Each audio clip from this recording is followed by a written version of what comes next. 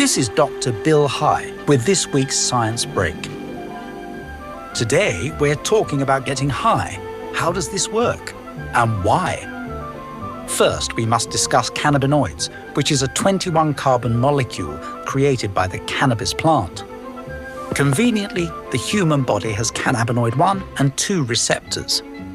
Cannabinoid 1 receptors are mostly in the brain, while cannabinoid 2 receptors are mostly in the stomach.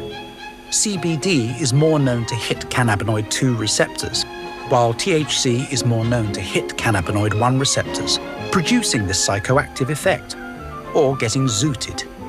Now, your body makes something called an endocannabinoid. Their structure is slightly different than cannabis-produced cannabinoids, in that they're generated and destroyed much more quickly, resulting in that fleeting runner's high. The cannabis plant produces the molecules in rings, which takes our bodies longer to metabolize, so the runner's high feeling lasts longer. But we can't just be looking at cannabinoids, because terpenes matter too.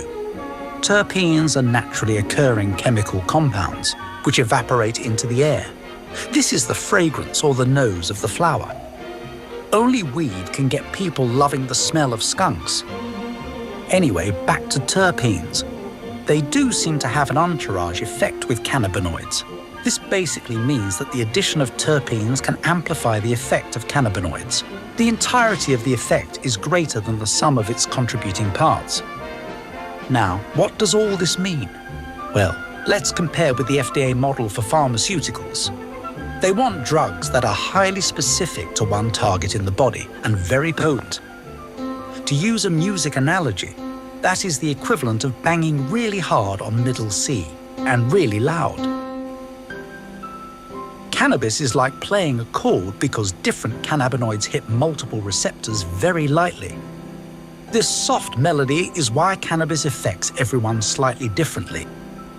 It may also explain why this music is echoing around inside this pot-riddled brain.